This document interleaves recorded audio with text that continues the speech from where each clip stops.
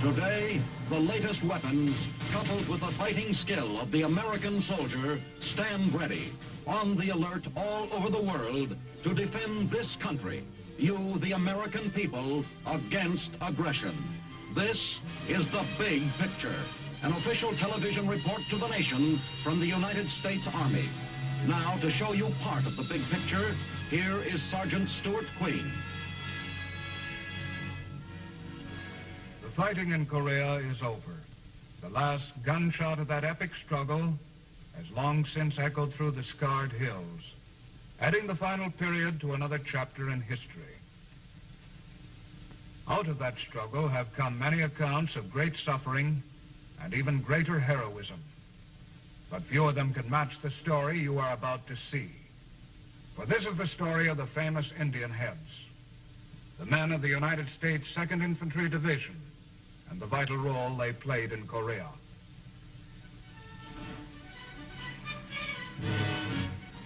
The date, June 28, 1950. The place, Fort Lewis, Washington. You're passing in review with the 2nd United States Infantry Division, second to none. Behind you lay months of intensive training, and now the whole outfit is razor sharp. But there's something in the air today, and everyone feels it. 3 days earlier, North Korean communists crossed the 38th parallel in an all-out invasion of South Korea.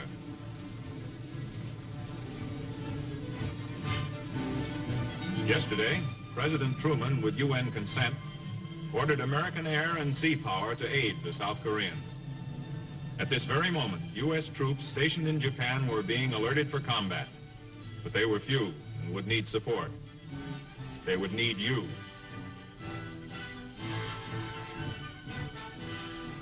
One month later, advance elements of the 2nd Division arrived at Busan, Korea.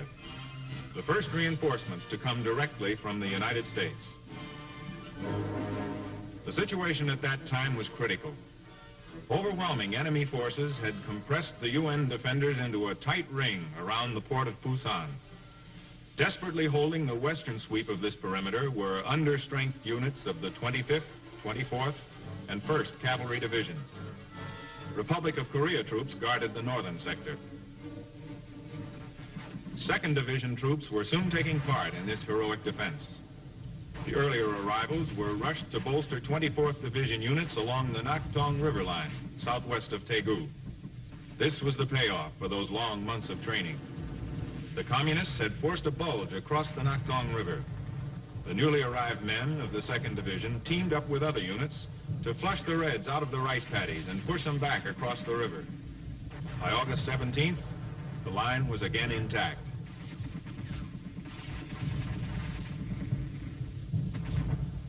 August 24th.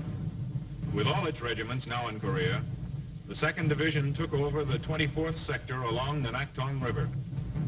7 battalions had to defend a line 40 miles long. All signs indicated a massive enemy buildup. The Reds were preparing for an all-out attempt to crush the Busan perimeter. With Republic of Korea troops attached, the men of the division steeled themselves for their first real test of fire in the Korean War.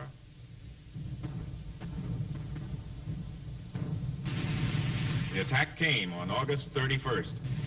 For a week, the enemy tried fanatically to push through the 2nd Division sector. The thinly held line bent and wavered under the pressure, but held. The North Koreans' last major effort to push us into the sea had failed.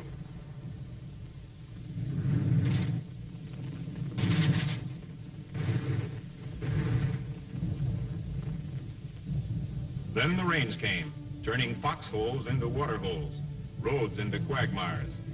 But morale was high, for the enemy had been stopped, and the UN breakout was pending. Then, on September 15, 1950, the tide of battle turned. Following in the wake of a terrific naval bombardment, troops of the U.S. 10th Corps stormed ashore at Incheon, deep in Red territory. The amphibious assault threatened to split the enemy forces in two. This was the signal for the breakout from the Busan perimeter. After crushing heavy initial resistance, the men of the 2nd Division pushed across the Nakhtong River, the first U.S. soldiers to do so. One by one, the men and the vehicles made their way across the swollen river that had served them so well as a natural defense line. But that was behind them now. The time had come to take the offense.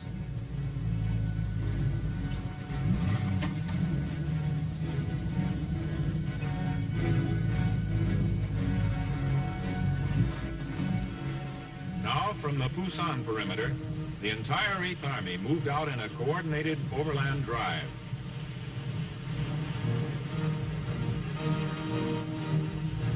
The men of the Indian Head Division pushed northward, sweeping the scattered remnants of the once powerful North Korean army before it. Tank infantry teams spearheaded the drive, bypassing thousands of trapped North Koreans in the south.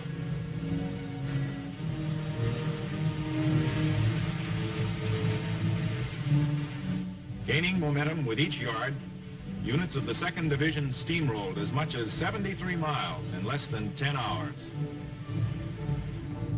The retreat of the North Korean army had degenerated into a rout. By the end of September, organized resistance in South Korea had ceased. But numerous enemy pockets had been bypassed and were still waging guerrilla-type action behind our lines.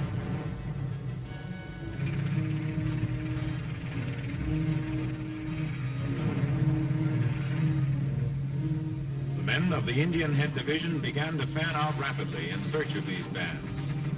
Clearing out these pockets of resistance was slow and dangerous work. The enemy was trapped and desperate, but showed little inclination to surrender. He had to be blasted out, hole by hole, hut by hut. The mopping up operations continued into October with excellent results. Before they were through, the men of the 2nd Division alone had killed or wounded almost 18,000 Reds, with another 7,000 captured. This represented 2.5 North Korean divisions.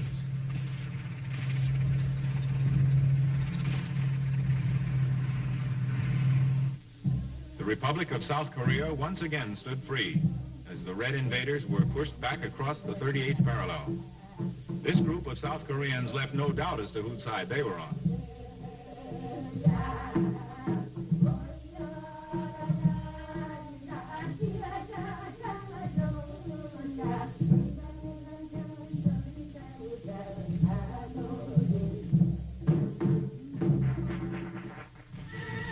Meanwhile, the battle raged in the north. A special combat group dubbed Task Force Indian Head moved into Pyongyang under fire. Their mission? To secure the airfields and guard vital installations.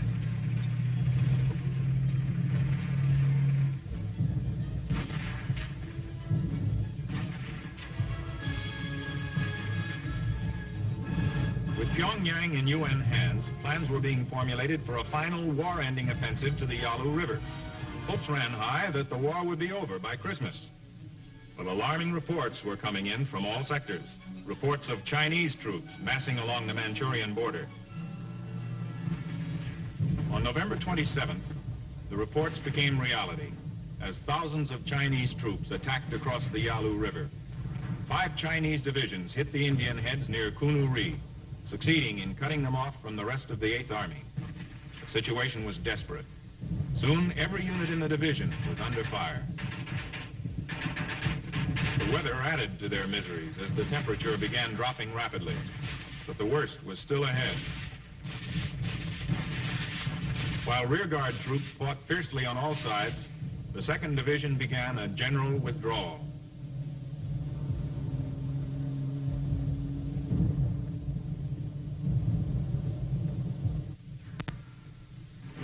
The Chinese, however, had established a long gun-studded roadblock between the division and friendly lines. At regular intervals along this fiery corridor, the columns came under the crossfire of Red machine gun traps. There was nothing to do but fight it out.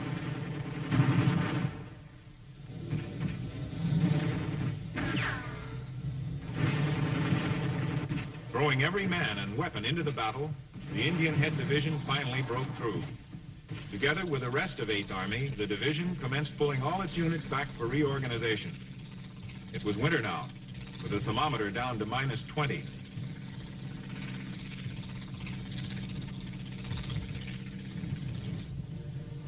By New Year's, they had reached the banks of the Han River near Seoul. The fall of the South Korean capital was imminent, as 18 full Chinese divisions poured down from the north.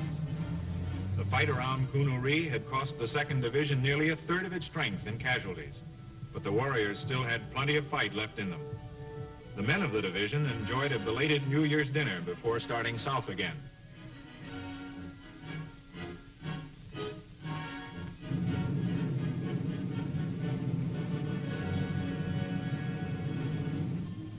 Road movement was hampered by thousands of refugees fleeing before the advancing Chinese.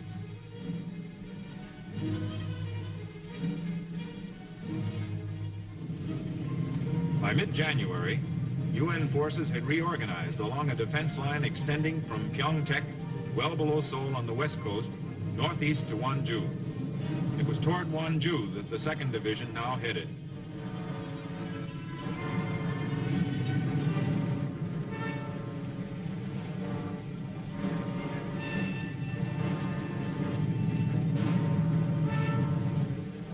Once in the new sector, the engineers immediately set to work, leveling a division airstrip. There was no time to waste. The Chinese were remassing their armed hordes for a new attack. The men of the 2nd Division knew this, but they were more aware of another factor, of the importance of Wonju itself. Wonju represented the right flank of the bulk of UN forces, the cornerstone that had to be held at any cost. Here, the Chinese would strike with everything they had in an attempt to envelop the entire 8th Army. Here, the men of the 2nd Division made their stand.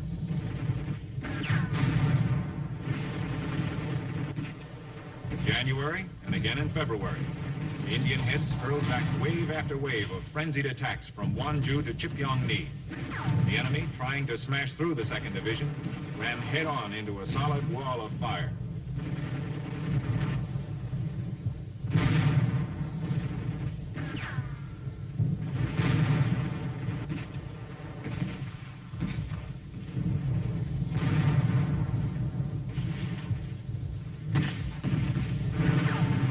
Chinese winter offensive ground to a halt. The 2nd Division had stopped the Chinese for the first time since they had crossed the Yalu from Manchuria.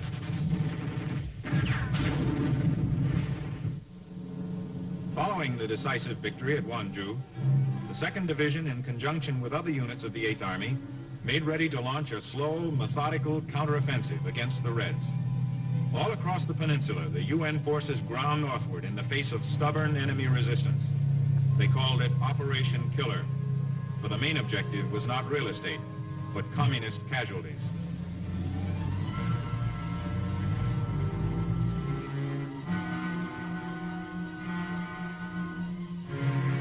General Ridgway, the 8th Army commander, put it this way: "We are interested only in inflicting maximum casualties to the enemy with minimum casualties to ourselves. To do this, we must wage a war of maneuver, slashing at the enemy when he withdraws and fighting delaying action when he attacks." The men of the Indian Head Division did just that, and with great success.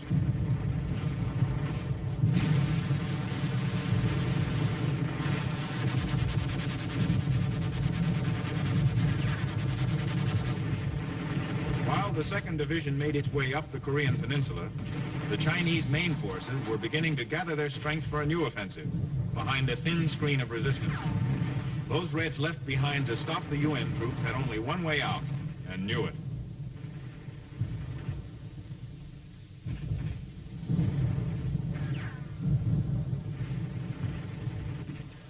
The enemy buildup continued, so that by mid-May, the Chinese were ready to turn the full force of their offensive power against the warriors in the vicinity of Inje. Destroy the 2nd Division. That was the enemy's stated purpose. The division prepared to meet this challenge.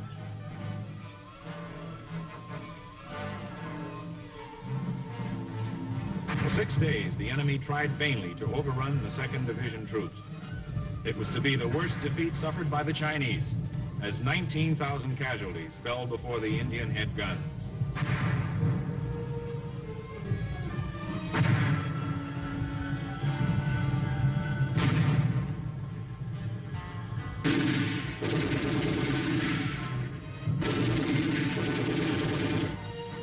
the end of May, the Reds had been pushed back well north of the line from which they had launched their attack. For its heroic stand during the May action, the 2nd Division was awarded the Presidential Unit Citation, highest decoration the United States can bestow upon a unit. In part, the citation read that the division demonstrated superb battlefield courage, knowledge, and discipline, and displayed such gallantry, determination, and esprit de corps as to set it apart and above other units participating in similar operations. The men of the division had succeeded in shattering the Chinese offensive power for months to come in the action always to be remembered as the May Massacre.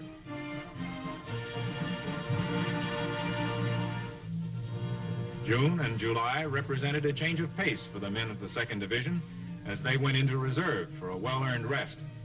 Some of the units were assigned guard duty at various prisoner of war enclosures, playing military nursemaid to an enemy who, but a few weeks earlier, had tried to destroy them.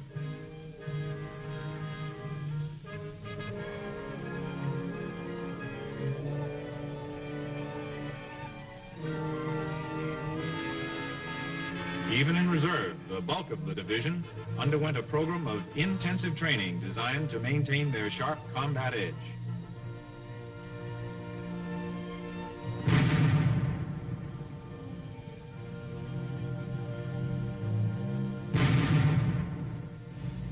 By late July, the division was again heading for the front, now well north of the 38th parallel. Meanwhile, significant developments were taking place on the diplomatic front.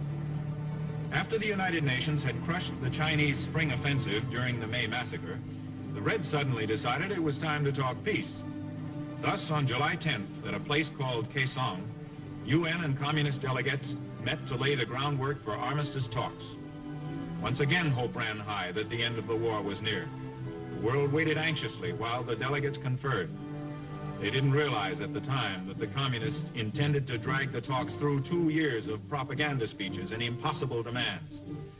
No, the war was far from over in the summer of 1951, and no one knew it better than the men of the 2nd Division.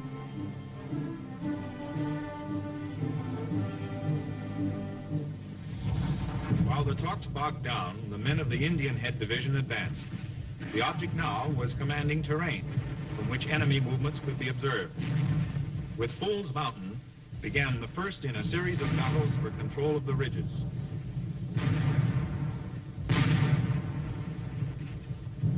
After thousands of artillery and mortar rounds were poured into the Red emplacements, 2nd Division infantrymen moved out to take the hill. The Indian Head troops found the enemy well entrenched. Resistance increased steadily as they neared the crest of the hill. Finally, Fool's Mountain was in 2nd Division hands.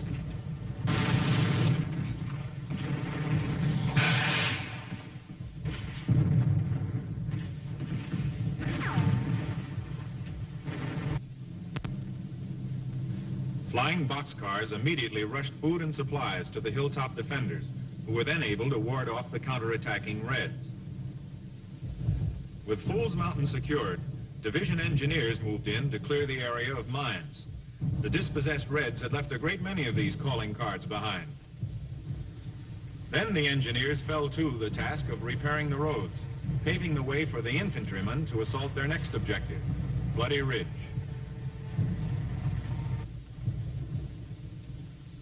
Once again, artillery, tank, and mortar fire overtured the attack.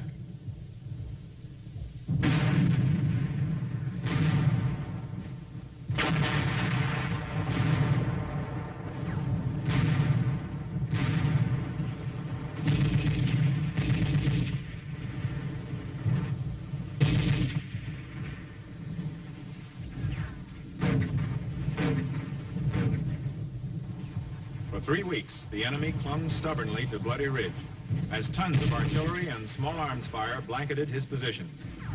The battle for Bloody Ridge raged on throughout the hot month of August, as Indian Head units followed each other in attempt after attempt to capture the crest.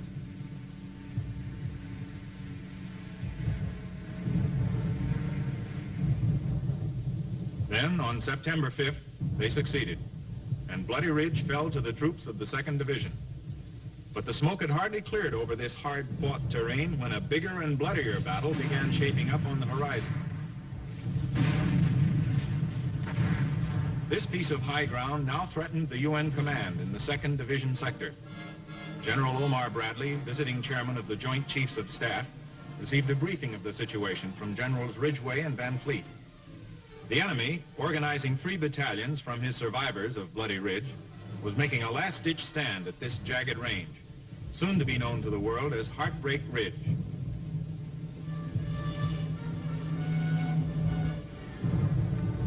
Indian Head tanks, still action-warm from the previous battle, loaded up and made ready to take part in the bitter struggle ahead. Facing 4 communist divisions in the vicinity, the warriors set out to begin Operation Touchdown, as every regiment in the division was ordered to lay siege on Heartbreak Ridge.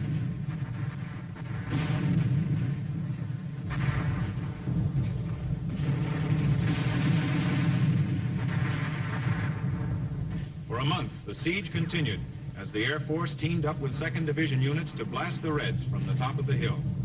Finally, on October 13th, after 30 consecutive days of constant bombardment, the Reds completely withdrew from the crest of Heartbreak Ridge. After a brief period in reserve, the men of the 2nd Division soon found themselves at the front again. This was the sector known as the Iron Triangle, so called because it was formerly used by the Reds as a supply and assembly area during previous attacks against UN positions. Action now settled down to aggressive patrolling, designed to keep close tabs on all enemy movements. But the enemy didn't seem inclined to do much moving, except when pushed. In April 1952, the division was again pulled off the line and assigned various rear area duties. Some of the units assumed the thankless job of screening and guarding the die-hard communist prisoners on the island of Kogi-Do.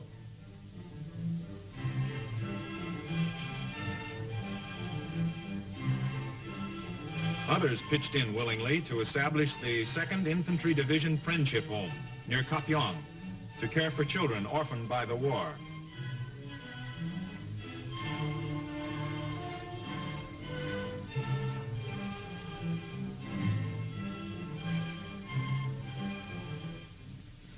When they returned to the line in late July, the men of the Indian Head Division discovered they were sitting right on top of a keg of dynamite by the name of Old Baldy.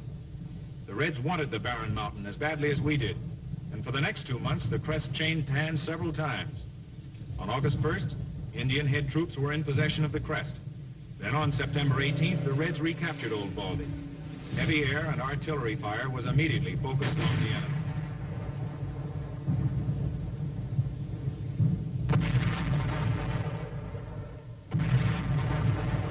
September 20th. 2nd Division infantrymen retake the crest of Old Baldy and successfully beat off enemy counterattacks.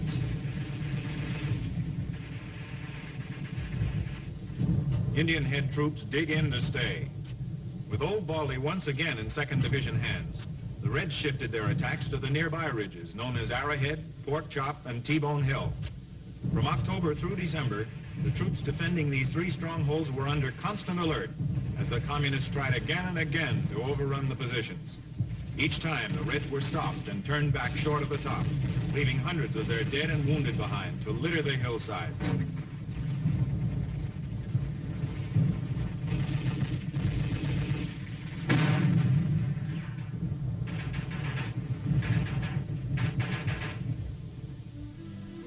In December of 1952, the men of the 2nd Division played host to 2 distinguished visitors. The first was President-elect Dwight D. Eisenhower.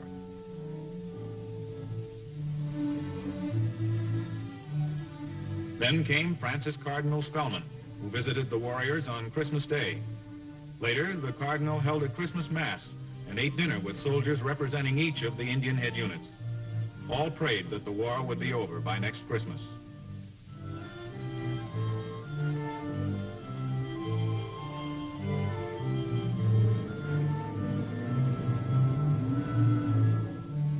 Seven months later, the war in Korea ended with the signing of the armistice at Panmunjom.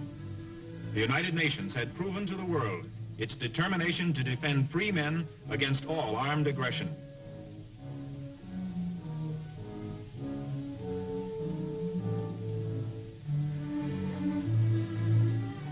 It was proof which would make the communists think twice before starting another fight. The date, December 25th, 1953. The place, an elementary school 20 miles east of Seoul. You're with the 2nd Infantry Division, playing Santa Claus to a few hundred Korean kids. This party marks your 4th Christmas in Korea.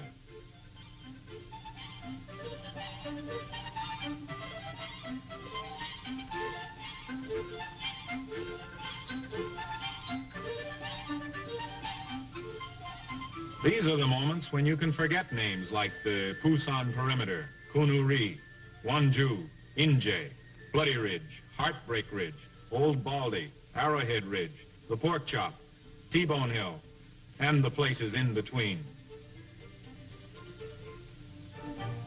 You're with the 2nd Infantry Division, and now, after 4 years in Korea, you're finally going home.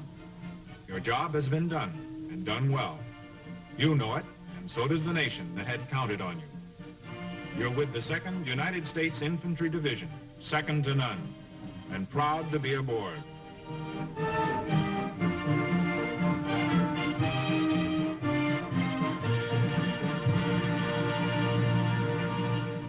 And that is the story of the United States 2nd Infantry Division in Korea.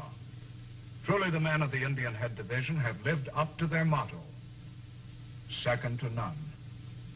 Now, this is Sergeant Stuart Queen inviting you to be with us next week for another look at the United States Army in action on The Big Picture. The Big Picture is a weekly television report to the nation on the activities of the Army at home and overseas. Produced by the Signal Corps Pictorial Center.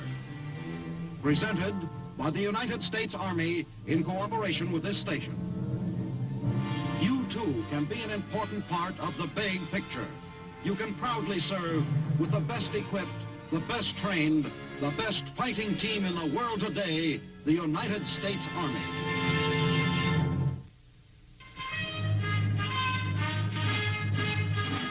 From Korea